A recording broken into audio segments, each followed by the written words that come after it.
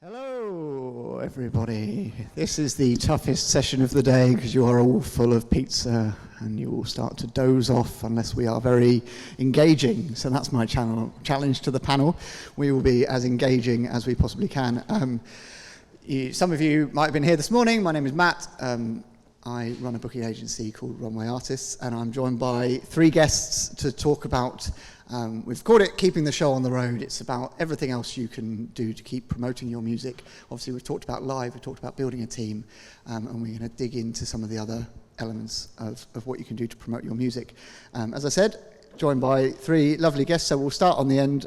Billy, if you'd like to introduce yourself. Yes, so I'm Billy. I'm a promoter, manager, used to work for a label service company, so a little bit of a different range of career there. That's it, really. Hi, I'm Holly. I run an agency called Glue Digital where I work with bands on social media, content strategy, and speaking to your audience and growing your audience. Cool. I'm Tom. I'm also part of Roadie, so you may have had an intro to us earlier on with Amy's presentation, which was at the first panel. So my background actually started outside of music. I worked for some large sort of brands, doing marketing for them and things like that. And eventually when I shifted over to the music industry, I realized that this industry didn't have the same kind of attention towards marketing that I was kind of familiar with, and so to cut a long story short, that's how Roadie Media came about, and it's all about kind of growing artists and music businesses through strategy and digital marketing and things like that. Great, thank you very much. So yeah, we're going to talk about basically promoting your music within this session, monetizing it, growing your audience, a lot of the stuff the guys have touched on already. But I guess the first place to start then is the mechanics of actually getting your music out there. Billy, amongst the many things you've done, painter, decorator, all those sorts of things, you've also worked for a digital distributor, Absolute. Could you just give us a real brief overview of kind of the nuts and bolts of putting music out there and the different options that are available to artists when they want to release their music? Yeah, so there's so many different options. Obviously, you've got the standard, if you're really starting out, grassroots, everyone's just the normal upload system. So like people use DistroKid or Ditto or whatever that may be. That's like sort of really the bottom tier of sort of music distribution world. Then there's can anyone sign up for that? Yes, well, DistroKid definitely anyone can. If I know this is recorded, so I don't want to slack it off too much. But I think it's just probably my least favourite. But it does its job. It gets it from A to B. You want it from your studio or whether that's recorded at home to actually to the platforms, and it does the job. The next tier up for that would be probably like a label service deal with a Believe or a CD Baby or whatever. There's so many different sort of avenues out there, which is actually more of a dedicated team that works alongside that with you. That's normally done like a royalty split. And then the next a royalty split opposed to what, like a DistroKid? How is that financed? So like a DistroKid would have like a submission fee, or so I don't even know what it is anymore. I think it's like $7.99 a year or sort of something silly. But then there's other parts of that, like CD Baby sometimes do like per upload. But then there's other people out there like some of my management artists. We work with a company called Wipeout Music that work alongside Republican Music, which is a music distributor, and that's done on a royalty split basis. So that basically they get paid like 15% of all streams. So, but we work on them with marketing and pitching and all the different avenues of what you can do outside of just uploading. So there's more of a strategy there. Of course, you've got like the top end stuff, whether that's an independent label deal or a major record label deal, which obviously will be done on advances and royalty splits again, not always towards the artist's favour, but that's a conversation for another day. Great. So yeah, so you've got kind of almost like a DIY level where you would pay like a subscription or whatever it is to get your music out onto. You would upload, it would go on the DSPs, Bob's Your Uncle, but there's no other services that are included with that. You don't get, as you said, with the companies where you're paying for it out of the money that you would receive from a Spotify or an Apple Music. they would also potentially be investing in some marketing and that sort of thing for you.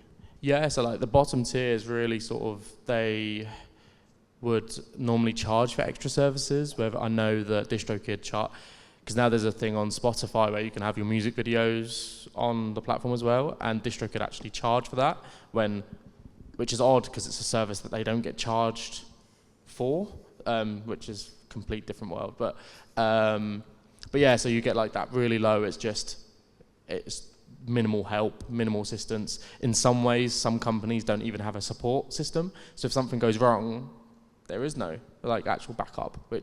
But if you're really starting out and there is no interest from those wider teams, then it's a really good place to start getting your music where you need it heard, as an alternative, because especially now, a lot of everything isn't just DSPs. Like I know a lot of people just want it to be Bandcamp, which you can do it on its own, or SoundCloud and things like that. So that's like the next step, is just getting it all to DSPs, because naturally you want it to people's ears, which is obviously the easiest place is as a distributor like DistroKid. Great, thank you very much. So let's say we've got our music, we've subscribed to maybe DistroKid, it's going to be put out. What should, Tom, we'll start with you and we'll kind of work through, if you've got music that's ready to release, what should maybe be the first thing that artists are starting to focus on when they're thinking about how they're going to promote that music from your point of view? I think probably not entirely what you're asking me, but I think something that artists overlook with the process is the amount of time that you give yourself, because there are so many steps between even your song being mixed and mastered and ready to go and actually getting it out. You've got radio plugging and playlisting and things like that. So it's the kind of thing you could try and squeeze it in a couple of weeks and you got the bare minimum out, but actually giving yourself the time and maybe releasing it a little bit later could bring a lot more to the table of what you have to offer. And I think it also allows you a bit of time to build up that demand, because I think ideally you don't want to be releasing music to empty ears. You wouldn't play a venue without telling people about the show and expecting people to turn up, and I think the same applies with releasing music. So again, giving yourself some time to prepare for that, because it's a lot of content, it's a lot of marketing channels that you need to consider and potentially start excelling at. And so, yeah, I think generally my main advice for that is just making sure you've got some breathing space to figure all of that out. Yeah, be able to put together a schedule, really, kind of be able to map it all out, give yourself plenty of time. Can I just piggyback off that one? Like most distributors want a minimum of 4 weeks ahead of upload to release, like as a minimum, really. So that's a perfect time, obviously. If you know you've got a release in 5-6 weeks, that's where the rest of the marketing and the rest of the strategy comes in. I always work on with my artists is making sure that actually all of this strategy and all this content is actually before even that upload point, just so that actually the whole campaign from start to finish, what's actually going to happen. Obviously things change based off whether that's radio or something special, something going wrong, but obviously that's just planning ahead. I'd actually say as well, it's really important. You want to be having a tease campaign. So before the day of your release, about minimum 2 weeks, maybe maximum 4 to 6, you want to start teasing it online. So being as prepared as possible, like you said, is super important. And having a tease campaign in your mind is super important to kind of have when thinking about what you need to do and plan and so on. Yeah, it's that point that Tom made about you don't just want to be kind of shouting into a void. Stick with you then, Holly. So what else from a socials point of view? Let's assume we're working kind of with small teams, independent artists on this, but what else can you be doing just on the tools that are available to any artist? So social media obviously being the primary one. What can you be doing to kind of get people ready and engaged and actually have people who are there ready to listen to your music? Yeah, good question.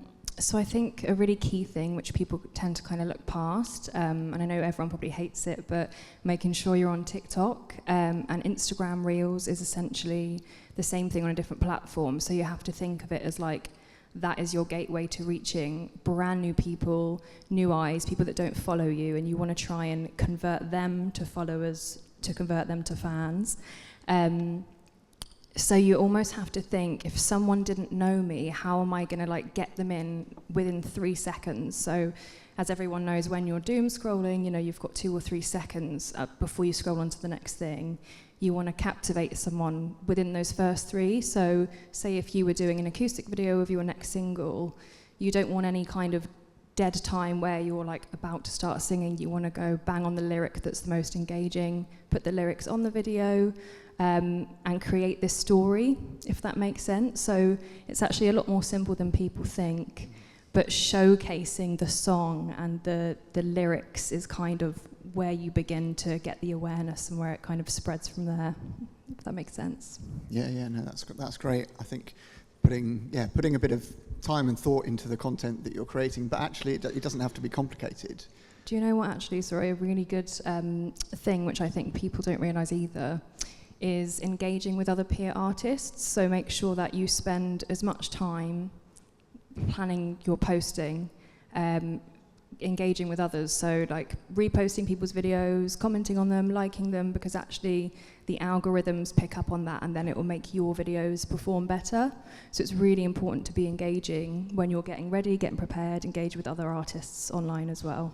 I guess with sorry. I was going to say, it's using your artist profile kind of similarly to how you would your individual profile, because that is something that is picked up by the algorithms. It's not just about posting, it's also about using the platform natively as if you were a person, because that is picked up by the algorithms and will help you get seen.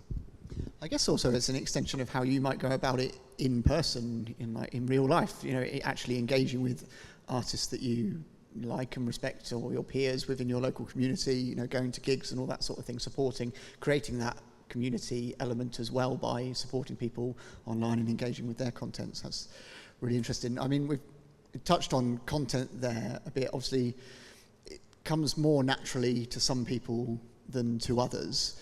Billy, I'm sure with the artists that you manage, you know, there's a tension in terms of getting them to post, but it feeling organic and not it being cat pictures or whatever. Absolutely. I think every artist I've ever spoken to says they hate social media, which is natural, I think, mainly because people like us tell you have to do it. So that's like, they're like, oh, well, you're making me do it, because, you know, every artist tries to fight against what they're told to do.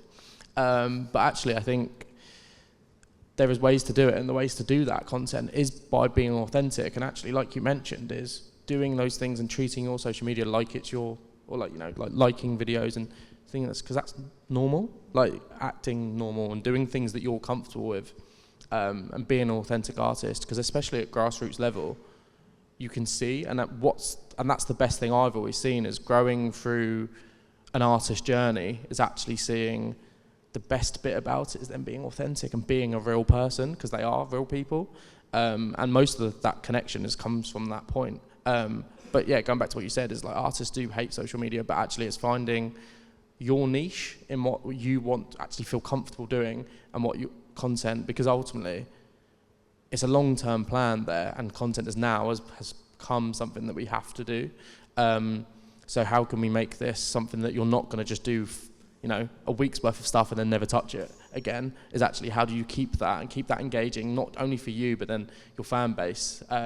We've had it this year of one of my artists, Crystal Tides, that have got their debut album next year, and every single they've done, like, it's like spoof videos, but they've just done it because it's their personality and it's their comedy, so they're just like, well, and actually the fan base have really connected with that. So their whole tease thing is now, every time, sometimes it goes to a point where they're starting to tease a song and people actually are more interested in what, like, the teaser video, which is going to be a joke, there's nothing about the song, is going to be, not the music, but obviously they still connect with the music. So there's something for the fans to buy into, and that's a long-winded answer, sorry.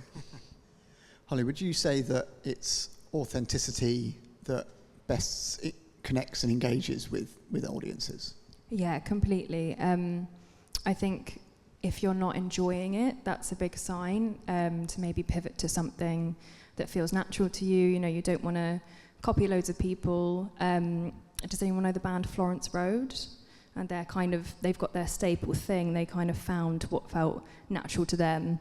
Just popped up a camera in a rehearsal room, and it's a 0.5 angle on the phone, and it's just gone so viral because they found their thing. And I think what's really interesting as well, there's an artist I work with called Gretel, and we tried a bunch of different things for her. And we were like, why don't we just strip this back? And she just puts her phone up in her bedroom, puts headphones on, has a microphone, and essentially just mimes to her song.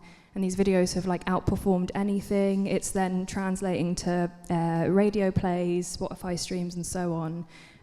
But it's the most simple thing. So you don't have to, get really complicated. Actually, sometimes the best stuff is just really simple, because people like to feel like they're connecting with someone on the other end of the phone as if they're in their bedroom or at their gig or something.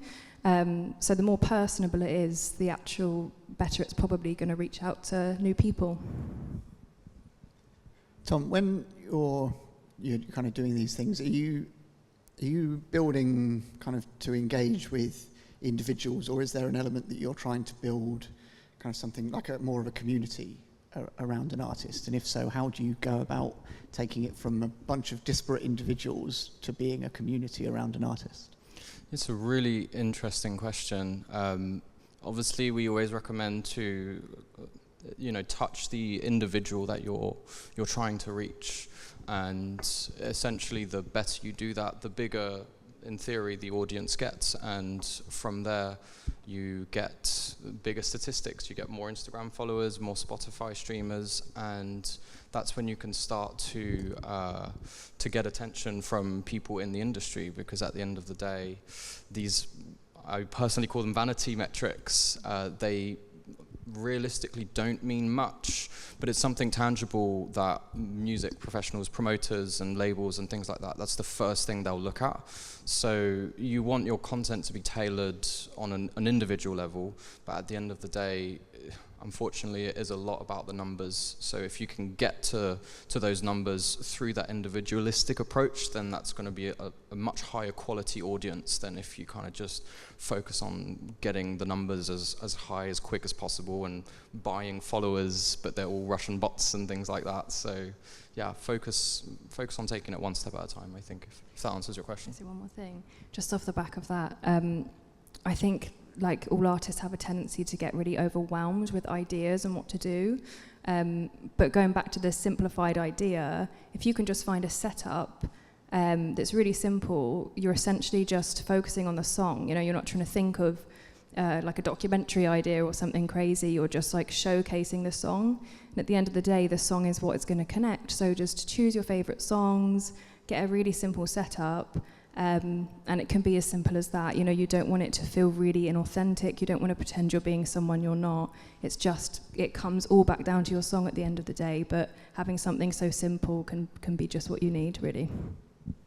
So, Billy, when you're kind of connecting with people, especially if they're streaming, how do you start to approach converting people that you're maybe interacting with, maybe on social media or maybe via streams? How do you start to kind of pull them into the artist world and actually get to the point where they might buy a ticket to come to a gig or something like that? Yeah, I often talk about the fan funnel and how sort of most people start at that top end of, they've seen a video on social media or they've heard the name somewhere, whether that's radio or whatever, and then how you sort of dissect that into the core fan base. And it's all about sort of making sure, it's just funny because it goes slightly against what you said about in terms of, but it does agree at the same time, is the second that my artists stopped looking at the exact numbers of likes and views and things like that, they actually, and started focusing more on connecting with their content, and rather than what they're putting out, meant that they started to grow that number and actually engage more with a fan base. And it's making what we did was make the fan base a two-way conversation, rather than just, shouting into the void, as it were, with content and all that comes with that, is actually trying to sort of see what those people want and how you then go from streaming to socials, and then obviously then vice versa into shows and beyond. Because for me, it's I would much rather have, you can have like, 10,000 followers on Instagram, or you can have 5,000 fans. Like, I'd much rather have the fans. And it's how to sort of get direct to that, so that even though you find them on social media and get that sort of reach on social media, it's how then you gain them as a fan and go to that next level. I've used things like mailing lists or fan groups and things like that, which is actually the next connectivity, and trying to feel like mainly trying to get them off platform so that Instagram doesn't own your data, which is the key thing. Because, we all know it might just one day social media might just turn off, and then where are your fans? But to answer this sort of question quite simply is actually just trying to connect with an audience directly, whether that's through you being a personable artist and find what that fans want, whether that's through communication or through different avenues, because that is like, there is no 10-step guide to gaining an audience, because otherwise everyone would be massive. It's finding what works for you as an artist and actually having that conversation with the fans. I always say this thing about don't lose the tens whilst chasing the thousands, because actually even if it's a small number, collect to them, find what they actually want, what's working with them, and actually most of the time if it's working on that smaller level, it will grow. Great. So Billy has sucked these people into his fan funnel, and they're swirling around towards their streaming, and you're seeing, your micro pennies from Spotify or whatever it might be. Artists are then looking to try and, make some money from the music that they're promoting. When we think about, especially on online platforms and in and around social media, how else can artists look to kind of start to monetize any of these systems? I'm looking at you two from like a digital point of view. Yeah, I mean, I don't know if I can promise to any of you that you're going to make a substantial amount of money from your streams alone. I'd love to promise that, but I think I'd be doing you a disjustice. I think what we recommend a lot at Roadie, and I think it's something that all of you could probably start doing from today, and Billy hinted at it in his last answer, is building a CRM. CRM is customer relationship management. That's the professional way of putting it. More currently, you would probably call it mailing lists. But all of you can sign up to a free MailChimp account, and you can start driving people to sign up to your mailing list. This means you have a tangible amount of data of in business you'd say customers, but in music we say fans. And what that means is that you can be the first to let them know about when you've got a new single that's out, when you've got new merch that's come through, when you've got a show that's coming through. If you've got 100 people on this mailing list, that's potentially 100 extra tickets sold at your show, or £1,000 sold more on your merch, and it's tangible. So it also increases your appeal to, again, promoters and labels, because if you can go to them and say, well, I want to play in your town, and I've already got 100 people signed up to the mailing list in your town, then that's taking a lot of the pressure off the promoter to sell the tickets, and everyone's happy.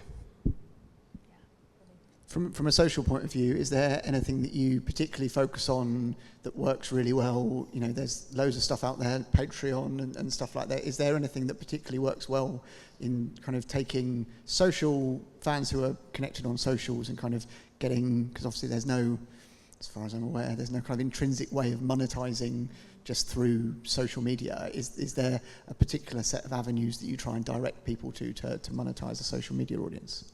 I honestly think it's exactly what you said. So it will be collecting people to try and sign up to a mailing list, and then doing mailers to drive to merch, to tickets, to records, and everything like that. That's usually the way it goes. But from organic social media, it's not something I delve into often. I'd say probably like a Patreon where you can put exclusives, where you can like super serve that core fan base that you were talking about. But there's no kind of like quick route to make money from social media, sadly. Yeah, but the mailing list is super important. Yeah, I think the main point of actually even these mailing lists are, what are you giving the person though?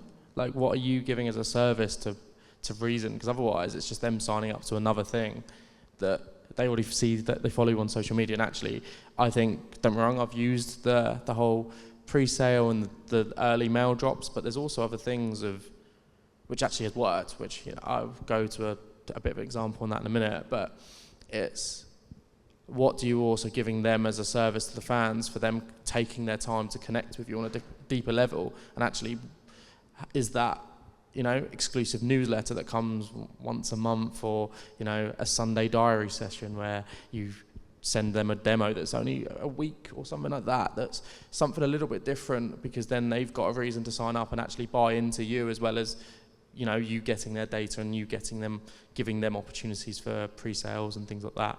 The mailing list works, it does. I've used examples of, so 2 of my artists are great examples of that. The Cova sets, about early last year, we did a London show to just our mailing list. It sold out in like half an hour, and the only people ever knew about it was those people on there. To give them something else, obviously it was beneficial for us because we also had industry things there, but using every opportunity for that. We do it now with Crystal Tides, where we've gone through a really successful MailChimp situation. We're now onto a platform where OpenStage that charge us monthly for using it, but now we're to a point where they're financially sustainable through that function. They have subscriptions, they looked at Patreon, but the OpenStage format worked so much better for them. I'll explain OpenStage a little bit more. Is not as a plug for them, but it's just more of actually the next level of a MailChimp. We can work everything off that. So we get all the data, we integrate our merch store through there, we integrate selling our debut album, it's all integrated through there. So we have all the data, we have every data on basically every fan that's ever signed up to us and wants to give that information. As part of the subscription, we have 3 tiers, so based on cost, because people can't afford everything, but you can clearly see metrics of who's your casual fan, low-level fan, and then your mega fans that are paying X amount of money to you a month.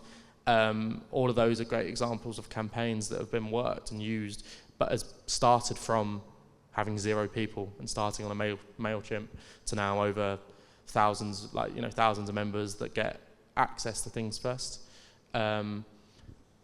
There's a lot to it, and I think that's more of a direct contact, because yes, these platforms charge it as such, but you own the data, that's yours.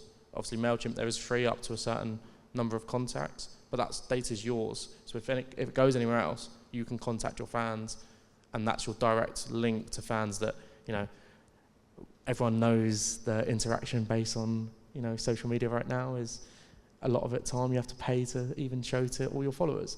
And that shouldn't be the case. So take back control, own your data, and then use that. We use that for all of that mailing list for data for tours and our agent. And actually we'll go to exactly that example. We send them, we have X amount of that, and we booked our dates around that, because that's the way tangible data into evidence of this is actually what works.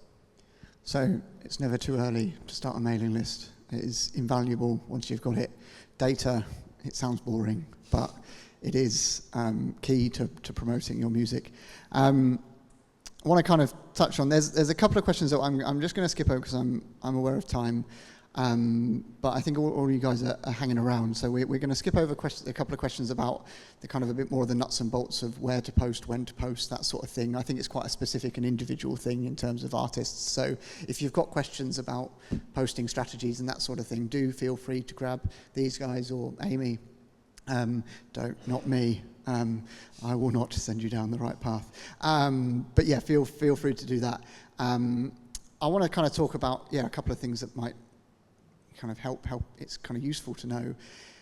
One, have you got any advice across all of you, ways to kind of avoid wasting money? Maybe ways that you see artists investing that isn't ultimately going to reap the rewards that they want to see. Tom, any examples?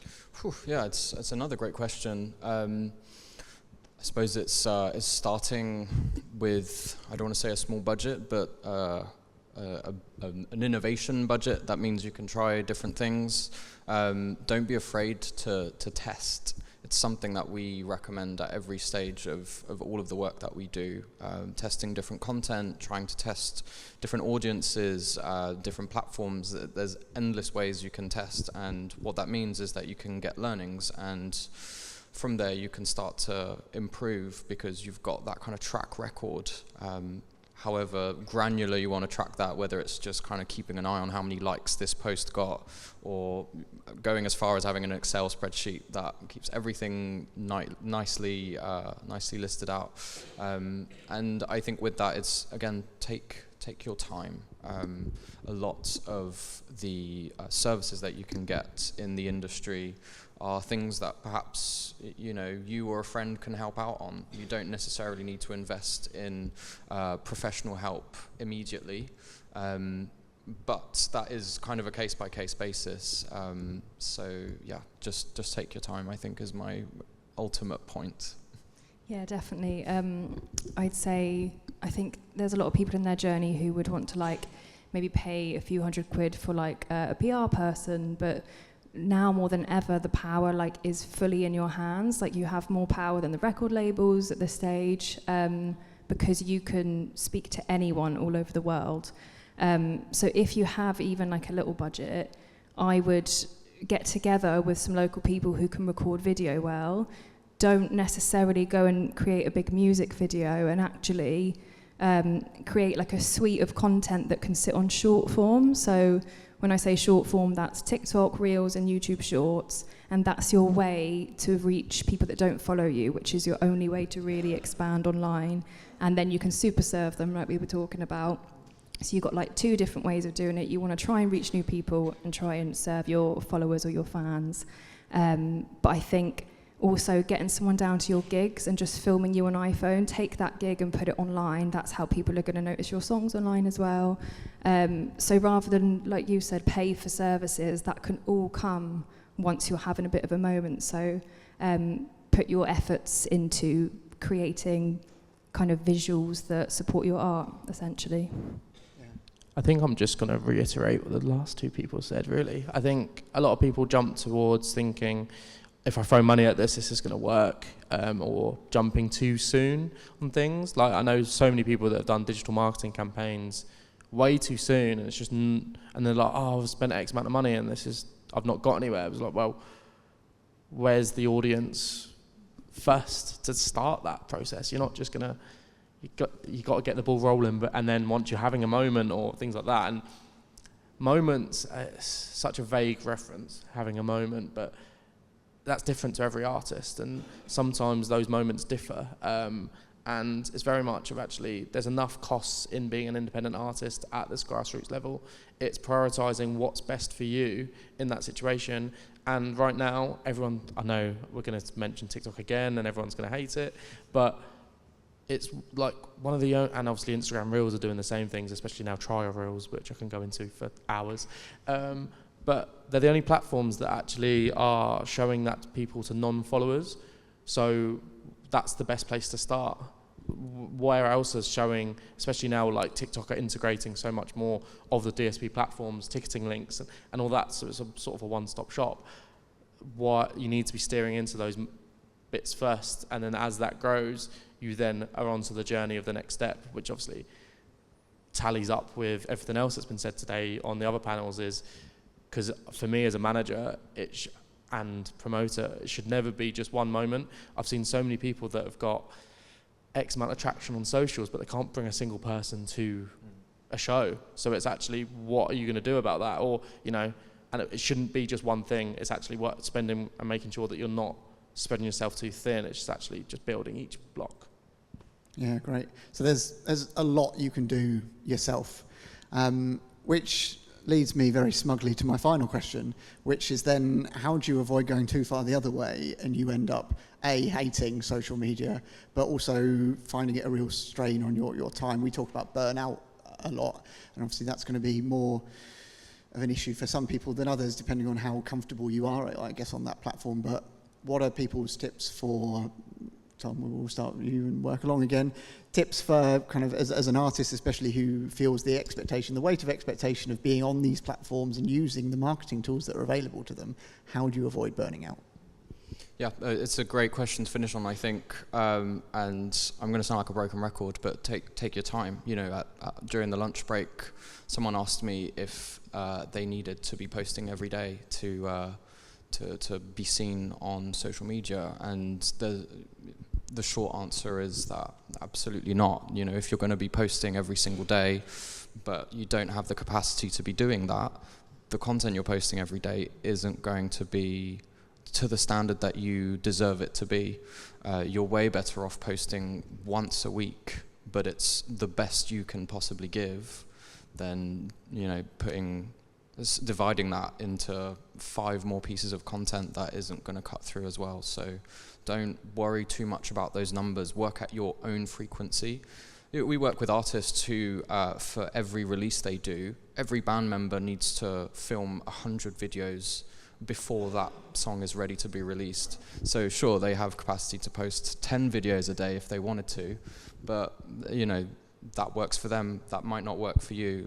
Don't compare yourselves to them, just focus on finding that format for you. I think being organised is really key. So say if you have a single coming up, you know, you could do a few hours by yourself or with someone else, bank a bunch of things. A lot of content days that I work on with artists, I ask them to bring like a few different outfits, so you can do different setups, different outfits, so it all looks like you're doing it at different times, but you've banked like 4 weeks worth of stuff. So then you have that, and then you don't have to stress if every single day. I think people get burnt out when they have to think, oh my God, what am I going to post on like today? But if you're organised in advance and you're like, well, I've got 10 videos now that I can roll out for like 4 weeks, then it's really simplified. You shouldn't get fatigued by that. Yeah, and that's that really. Just being a little bit ahead of the game is really important. Right. Definitely. I think like having a content schedule, planning that content out, and I generally is my biggest stick of someone going, what shall I post tonight? And I'm like, then why are you posting? I think that should be the point, is every bit of content that you're releasing is there a reason for this? What is the point? And if you don't have a reason, don't post, because otherwise like your audience could then also look at it and go, well, why have they done that? The vice versa of that, and if you do have the capacity to post every day and do all of that, the next thing is, the best bit of advice I can give there is, don't feel stupid in posting, because not everyone is going to see, like not every single person is going to see every single video. So it's just about what is going to hook that person in, if that's a new follower or, you know, an old follower or whatever that is. But actually, it goes back to another point, is don't forget the old followers just because you're chasing new ones. It's also worth saying as well, you can pre-schedule everything. So say if like you set yourself 2 hours a week to film, and then like another hour 1 week pre-scheduling it all, you can just forget about it for the week and it's going out. So yeah, that's an easy way to kind of not be really burnt out by it. And yeah, like I think having an actual written schedule helps as well. Even if you're like, especially if you're in a band and only one person normally does the social media, you know, people get ill, like these things. It's like having an idiot's guide to it, of knowing exactly where the content is, what you're going to post. And once again, goes back to the point of what's the reason for the post, because otherwise, you know, and actually having that, so anyone can pick it up, anyone can do it, because, and it's exactly, to be fair, it's very similar to if you gave it to a social media campaign, which I don't always agree with, but that's a long thing. Yeah, I suppose to build on that as well, and I'm scared that you guys might disagree with me, but on TikTok specifically as well, don't be afraid to repost content. You don't get negatively affected, I think, potentially more so on Instagram, where it's kind of reflected on the grid. On TikTok, the way people use TikTok is not so much visiting profiles and things like that.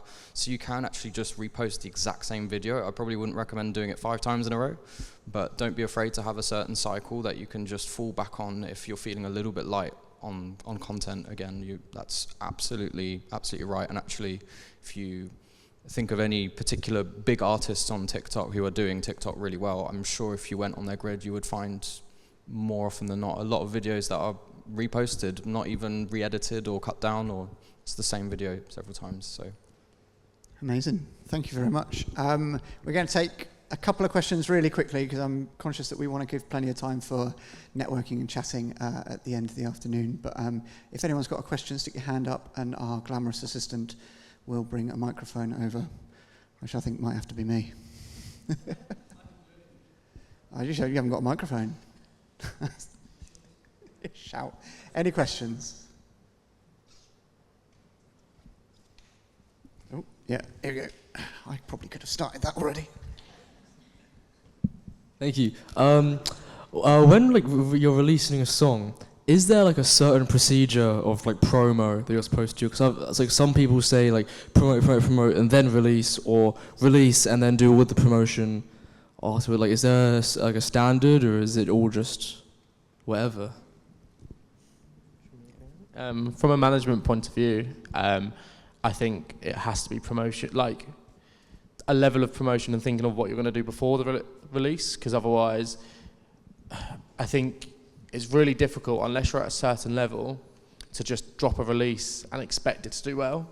I think there's so many bands and artists that do that, but they have to be at a level, and I think at a grassroots level, even doing that, I know I've had, like, my management artists have gone into radio interviews and gone, oh, what am I allowed to say? And I was like, as long as you don't say the title and the release date, I don't care what you say.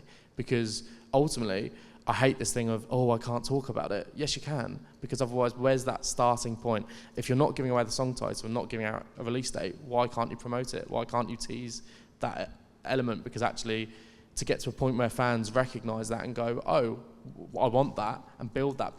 Why? Like, I don't see a reason why you shouldn't. These guys are probably going to disagree, but No, I'm with you. I think that tease period's really important to build up some hype, essentially, even if it's just a couple of weeks. And then once it's released, I think people have a tendency to maybe like put a clip out, like 1 or 2, and then leave it. But you want to keep pushing it as much as possible for like 4 to 6 weeks. And then maybe follow up with another song. But I think the more conversation around it, the better. Yeah. I think also it ties in with as an artist, you don't only exist online. If you're talking about your first ever release and you're thinking, well, it's chicken and egg. It feels like I need music to gain fans, but I need to promote it so that people listen to it, but there's no music online. How do you do it? You also want to be making sure you've got a physical presence. You want to be gigging, and that sort of thing. So make sure that digital and promoting online doesn't become your only means of pushing. You want to be part of a creative community that you're part of, and you're collaborating with people locally. You're playing local showcase events and that sort of thing. Pushing stuff on socials doesn't have to be all you're doing to promote your music. Any other questions? We've got time for one more. So we'll go right at the back. Hello, I've already got the mic. So thank you very much, all of you, for sharing all your knowledge as well. I just wanted to say that first of all. I very much appreciate it, and I'm sure everyone else does. In the past, let's just say like 3 or 4 months or so, what are the types of content that perhaps would have worked then that you're not seeing as much now? Are you seeing changes? Are they that quick? I'm just opening it out. Really good question. I think Instagram Reels is a really good spot for more highly produced short form content. So if you do have a music video, like the last dinner party I work with, something that really shot them up was taking vertical clips of their music videos and overlaying lyrics. And on that platform compared to TikTok, more highly produced stuff tends to work, as well as super lo-fi stuff, so just like iPhone. Whereas I've personally found more produced stuff on TikTok kind of flops more, if that makes sense. So there was this like rise of iPhone content over COVID, and then it kind of dipped, and I saw more highly produced stuff coming in. And now I'm finding again, it's more of a balance, and the iPhone stuff is still really up here, if that answers your question. But you guys? I fully agree with you. Content on social media is extremely dynamic. It's not only just based on culturally what's going on and kind of where the platform is wanting to go. It's also very subtle, secret algorithmic changes that even we don't have access to, and we kind of have to figure out retrospectively. Seasonal things, you've got Christmas coming up, that's going to have an impact on things. So yeah, it's kind of hard to predict and retrospectively analyze how things are changing, just because it's changing so fast and so dynamically. So yeah, it's one of the reasons why we have jobs in marketing. I think actually a big tip for everyone is like, I think it's like 70% of people scroll with their sound off. So always have lyrics over the top, or always have captions over the top for the people that aren't listening with sound, and then they'll like connect and want to listen. If that makes sense. Thank you very much, guys. I think Louis is going to come up and maybe you are going to explain kind of what's going to happen for the rest of the time.